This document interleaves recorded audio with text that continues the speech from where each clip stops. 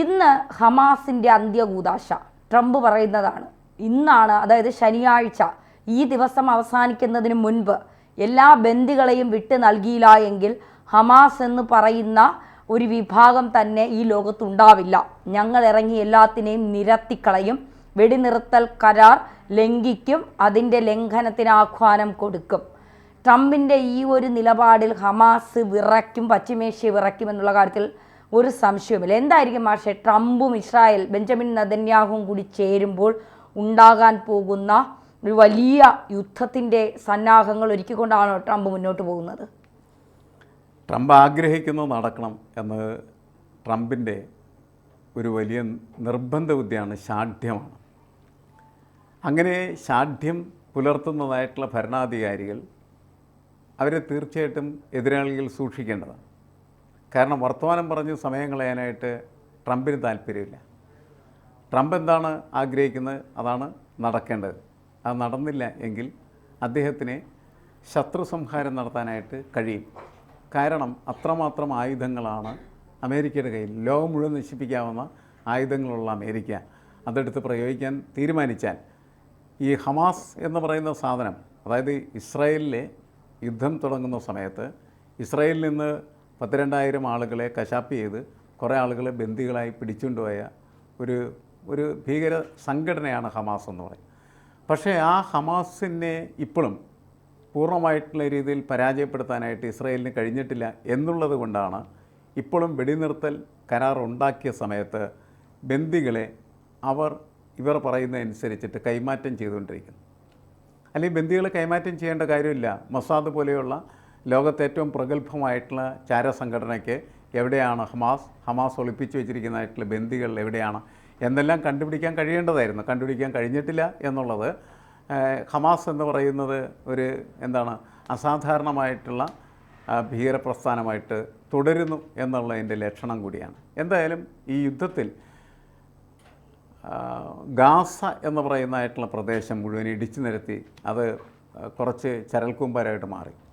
ഗാസയിലേക്ക് തിരിച്ചു വന്ന ആളുകൾ അവരുടെ വീടുകളിലേക്ക് ചെല്ലുന്ന സമയത്ത് കുറേ കല്ലും മണ്ണും മാത്രമാണ് അവർക്ക് കാണാനായിട്ട് കഴിഞ്ഞത്. ബാക്കിയൊന്നും തന്നെ കാണാൻ കഴിഞ്ഞിട്ടില്ല. അങ്ങനെ തകർത്ത് തരിപ്പണമാക്കിയിരിക്കുന്ന സാഹചര്യത്തിലാണ് ഇന്ന് അന്ത്യകുദാശയുടെ ദിവസമായിട്ട് പ്രഖ്യാപിക്കപ്പെട്ടിരിക്കുന്നത്. എനിക്ക് തോന്നുന്നു വൈകുന്നേരത്തിനുള്ളിൽ എന്തായാലും ഹമാസ് ആ തടവുകാരെ കൈമാറും എന്ന് തന്നെയാണ് ഞാൻ കണക്കാക്കുന്നത്. കാരണം കൈമാറിയില്ല എങ്കിൽ വീണ്ടും യുദ്ധം ആരംഭിക്കും. വീണ്ടും യുദ്ധം ആരംഭിക്കുക എന്ന് പറഞ്ഞാൽ വീണ്ടും കശാപ്പുകൾ ആരംഭിക്കും എന്നാണ് അർത്ഥം, കുന്നുകളെയും.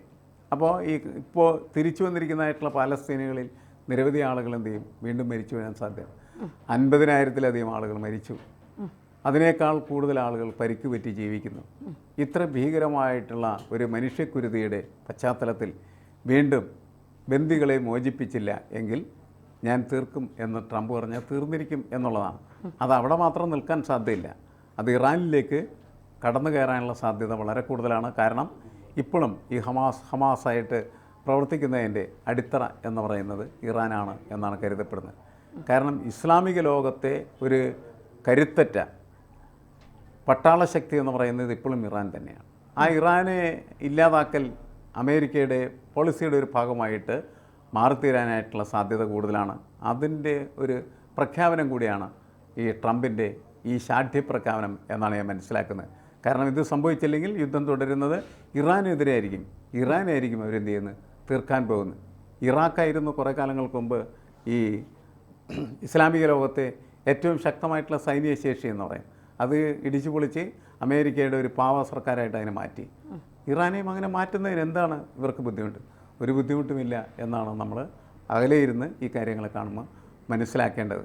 അതിലേക്ക് പോവുകയോ ഇല്ലയോ എന്നുള്ളത് മാത്രമാണ് ഇപ്പോഴത്തെ ഈ അന്ത്യശാസന പ്രഖ്യാപനത്തിൻ്റെ ഒരു പ്രശ്നമായിട്ട് നമ്മൾ പരിശോധിക്കേണ്ടത്.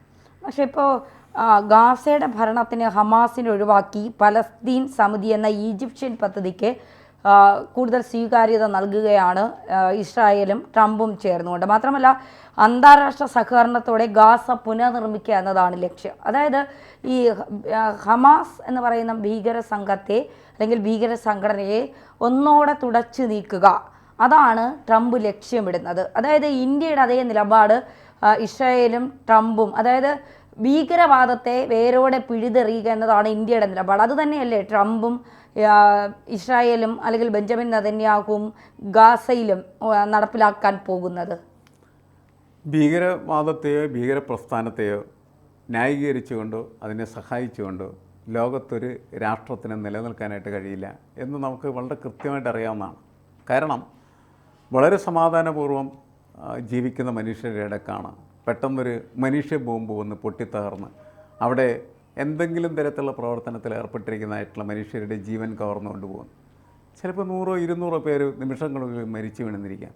കാരണങ്ങളൊന്നുമില്ല, ഒരു കാരണവും പ്രത്യേകിച്ച് പറയാനില്ല. വെറുതെ തങ്ങൾ ഈ രാജ്യത്തുണ്ട് എന്ന് ബോധ്യപ്പെടുത്താൻ വേണ്ടി, എന്ന് വെച്ചാൽ ഭീകരവാദികൾ ലോകത്തുണ്ട് എന്ന് ബോധ്യപ്പെടുത്താൻ വേണ്ടിയിട്ട് നടത്തുന്ന അക്രമം, ഇതിന് ഒരു ന്യായീകരണവും ഇതുവരെയുള്ള ലോക ചരിത്രത്തിൻ്റെ ഒരു ഭാഗത്ത് നമുക്ക് കാണാൻ കഴിയില്ല. പുതിയ ഒരു പ്രതിഭാസമായിട്ട് ഈ 20-ാം നൂറ്റാണ്ട് മുതൽ ഇങ്ങോട്ട് 21-ാം നൂറ്റാണ്ടിലേക്ക് പടർന്നു കയറിയിരിക്കുന്ന ഒരു പ്രതിഭാസമാണ്. ഈ പ്രതിഭാസത്തെ ശരിക്കും നുള്ളിക്കളയുക എന്ന് പറയുന്നത് ഒരു മനുഷ്യ സമൂഹത്തിൻ്റെ ആവശ്യമാണ്. ഒരു മനുഷ്യ സമൂഹത്തിന് മുന്നോട്ട് പോകണമെങ്കിൽ ഇങ്ങനെ ഭീകരപ്രവർത്തനം എന്ന് പറയുന്ന ഒരു പ്രവർത്തനമേ പാടില്ല എന്നാണ് ഞാൻ പറയുന്നത്. അപ്പോൾ അതിന് ആരൊക്കെയാണ് നിൽക്കുന്നത്? അവരുടെ കൂടെ ആയിരിക്കും ലോകത്തെ എല്ലാ ജനങ്ങളും. മറ്റ് പല മനുഷ്യാവകാശ ദംശനങ്ങൾ ഉണ്ടാകുമ്പോൾ പോലും ഇവർ ആ മനുഷ്യാവകാശ ദംശനങ്ങൾക്കൊക്കെ തന്നെ ഒരു കൺസെൻറ്റ് കൊടുക്കാനായിട്ട് ഈ ഭീകരപ്രവർത്തകർ അല്ലെങ്കിൽ ഹമാസ് എന്ന് പറയുന്ന സംഘടന ഇവിടെ സഹായകരമായി തീരുന്നുണ്ട് എന്നുള്ളതാണ്. കാരണം ഈ യുദ്ധം ആരംഭിക്കുന്ന സമയത്ത് അവർ ചെയ്ത പ്രവൃത്തിയാണ് ഈ യുദ്ധത്തെ ഉണ്ടാക്കിയതെന്ന് എല്ലാവർക്കും അറിയാവുന്നൊരു കാര്യമാണ്. അപ്പോൾ അതുകൊണ്ട് ഇവരെ തുടച്ചു മാറ്റട്ടെ എന്നുള്ള മനസ്സ് തന്നെയായിരിക്കും മുഴുവൻ സമൂഹത്തിനും ഉണ്ടാകാനായിട്ട് പോകുന്നത്. അപ്പോൾ പക്ഷേ അതെങ്ങനെ നിർവഹിക്കപ്പെടും? ഇപ്പോഴും അത് നിർവഹിക്കപ്പെട്ടിട്ടില്ല എന്നാണ് നമ്മൾ മനസ്സിലാക്കുന്നത്. കാരണം ഈ തടവുകാരെ കൈമാറ്റം ചെയ്യുന്നതിന് വേണ്ടിയുള്ള ഉടമ്പടി എന്നൊക്കെ പറയുമ്പോൾ ഒരു എൻറ്റിറ്റി ആയിട്ട് അവിടെ നിൽക്കുന്നുണ്ടല്ലോ, അല്ലെങ്കിൽ പിന്നെ അതൊരിക്കലും സാധ്യമായിരിക്കില്ല. അപ്പോൾ എന്തായാലും അവരില്ലാത്ത ഒരു ഗാസ അവർക്ക് എളുപ്പത്തിൽ നിർമ്മിച്ചെടുക്കാൻ കഴിയുമെന്ന് തന്നെയും കരുതുന്നു. യുദ്ധമൊക്കെ ഉണ്ടായാലേ മാഷെ അത് വലിയ രീതിയിൽ ലോകത്തെ പല രാജ്യങ്ങളെയും ബാധിക്കില്ലേ? ഈ പെട്ടെന്നൊരു യുദ്ധമെന്ന് പറയുമ്പോൾ അത് ഒരുപക്ഷെ ഇന്ത്യയെ തന്നെ ബാധിക്കാൻ സാധ്യതയില്ലേ? പെട്ടെന്നൊരു യുദ്ധം അത് നമ്മൾ ഇപ്പോൾ മാഷ് തുടക്കത്തിൽ പറഞ്ഞതുപോലെ ട്രംപ് വലിയ ഷാഢ്യക്കാരനാണ്. യുദ്ധമെന്ന് പറഞ്ഞാൽ പറയുന്ന നിബന്ധനകൾ പാലിച്ചില്ലെങ്കിൽ അടുത്ത സെക്കൻഡ് യുദ്ധത്തിലേക്ക് കടക്കും. അതിനുള്ള എല്ലാ പടക്കോപ്പുകളും തയ്യാറാക്കി തന്നെയാണ് ട്രംപ് നിൽക്കുന്നത്. അപ്പോൾ അത്തരം യുദ്ധങ്ങൾ അത് എങ്ങനെയാണ് അത് ലോകത്തിന് താങ്ങാൻ കഴിയുന്നത്? അല്ലേ, ലോകത്തിന് ഇനി ഒരു യുദ്ധം സാധ്യമല്ല. 2ാം ലോകമഹായുദ്ധം ലോകത്തെ പഠിപ്പിച്ചൊരു കാര്യം അതാണ്. യുദ്ധം സാധ്യമല്ല. പക്ഷേ അത് കഴിഞ്ഞതിന് ശേഷവും നിരവധി യുദ്ധങ്ങൾ നടക്കുന്നുണ്ട്. നീണ്ടു നിൽക്കുന്ന യുദ്ധങ്ങളല്ല എന്ന് മാത്രമേ ഉള്ളൂ. ഇപ്പോൾ ഉക്രൈനും റഷ്യയും തമ്മിലുള്ള യുദ്ധം ഇതുവരെയും തീർന്നിട്ടില്ല. അപ്പോൾ ലോകത്തിൻ്റെ പല ഭാഗത്തും ഈ രാഷ്ട്രീയ നേതൃത്വം എന്ന് പറയുന്നത് യുദ്ധഭ്രാന്തിൻ്റെ അടുത്തെത്തിക്കഴിഞ്ഞാൽ യുദ്ധം എപ്പോൾ വേണമെങ്കിലും ഉണ്ടാകും. അത് വിശാലമായ യുദ്ധമായിട്ട്, ആഗോള യുദ്ധമായിട്ട്, 3ാം ലോക യുദ്ധമായിട്ട് മാറാത്തതിൻ്റെ കാരണം ലോകം മുടിയും എന്നുള്ളതിൻ്റെ പേരിലാണ്. ഈ തിരിച്ചറിവുള്ളതിൻ്റെ പേരിലാണ് കുറേ ആളുകളുടെ കശാപ്പുകൾ അവസാനിച്ച് ഒരു യുദ്ധത്തെ ഇല്ലാതാക്കി അല്ലെങ്കിൽ തടഞ്ഞു നിർത്തി മുന്നോട്ട് പോകുന്ന ലോകം. എല്ലാവരും കൂടി ഒരുമിച്ച് ചേർന്ന് കഴിഞ്ഞാൽ പിന്നെ ലോകമുണ്ടാകില്ല. ഇപ്പോൾ ലോകം വേണം, അതൊക്കെ ഇവരുടെ ആവശ്യമാണ്. ലോകമുണ്ടെങ്കിൽ മാത്രമാണ് ഇവർക്ക് അധികാരികളായി ചമയാനും പ്രവർത്തിക്കാനും അഹങ്കരിക്കാനും ഒക്കെ കഴിയുള്ളൂ. അപ്പോൾ അതുകൊണ്ട് അതിനെ ഇല്ലായ്മ ചെയ്യുന്നതിനെക്കുറിച്ച് ഇവർ ഒരിക്കലും ചിന്തിക്കുന്നില്ല. പക്ഷേ അവർ പറയുന്നത് കേട്ടില്ലെങ്കിൽ ഇപ്പോൾ നമ്മൾ കുട്ടികളെ പിടിച്ച് അധ്യാപകരെ അടിക്കുന്നത് പോലെയുള്ള ഒരു പണിയാണ് എന്ത് ചെയ്യുന്നത് ട്രംപ് ഇപ്പോൾ ചെയ്തുകൊണ്ടിരിക്കുന്നത്. അയാൾ പറയാത്തത് അല്ലെങ്കിൽ അയാൾ പറയുന്ന കാര്യങ്ങൾ കേൾക്കാത്തതായിട്ടുള്ള ആളുകൾ മുഴുവൻ അയാൾ ശിക്ഷയ്ക്ക് വിധേയമാക്കുകയാണ്. നമുക്കിപ്പോൾ നമ്മൾ കണ്ടതാണല്ലോ എല്ലാ രാഷ്ട്രങ്ങളുടെ കാര്യത്തിലാണ്. പുതിയ സ്ഥലമാണത്. മാത്രമല്ല ട്രംപ് കൊണ്ടുവരുന്ന ഈ ഫ്രഷ് ഐഡിയ എന്ന് പറയുന്നത് ഗാസയെ വലിയ ഒരു റവേറാക്കി അല്ലെങ്കിൽ വലിയ ഒരു ടൂറിസ്റ്റ് കേന്ദ്രമാക്കി മാറ്റലാണ്. ടൂറിസ്റ്റ് കേന്ദ്രമാക്കി മാറ്റുമ്പോൾ ഒരു ഗുണം ഇതാണ്, പിന്നെ അവിടെ ഒരു സംഘർഷത്തിനുള്ള സാധ്യത എന്ന് പറയുന്നത് കുറയും എന്നുള്ളതാണ്. അപ്പം അങ്ങനെ ഒക്കെ കാര്യങ്ങൾ ചെയ്യാനായിട്ട് ശ്രമിക്കുന്ന ഈ ട്രംപ് യുദ്ധം എന്ന് പ്രഖ്യാപിക്കുകയും അത് യുദ്ധത്തിലെത്തുകയും ചെയ്താൽ ലോകത്തിൻ്റെ സ്ഥിതി പരിതാപകരമാണ്. ഇന്ത്യക്ക് എത്രമാത്രം ബുദ്ധിമുട്ടുകളാണ് അതുകൊണ്ട് ഉണ്ടാകാൻ പോകുന്നത്. യുദ്ധം അവിടെ നടക്കുമ്പോൾ നമ്മുടെ വിപണിയാണ് സ്വാധീനിക്കുന്നത്.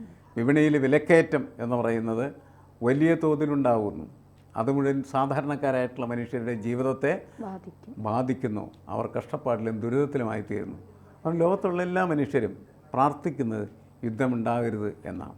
സമാധാനപൂർവ്വമായിട്ടുള്ള ഒരു ജീവിതം ലോകത്തുണ്ടായാൽ മാത്രമാണ് സാധാരണക്കാരായിട്ടുള്ള ആളുകൾക്ക് ജീവിച്ചു പോകാൻ, അതിജീവിക്കാൻ പോലും സാധ്യതയുള്ളൂ എന്നാണ് നമ്മൾ മനസ്സിലാക്കുന്നത്.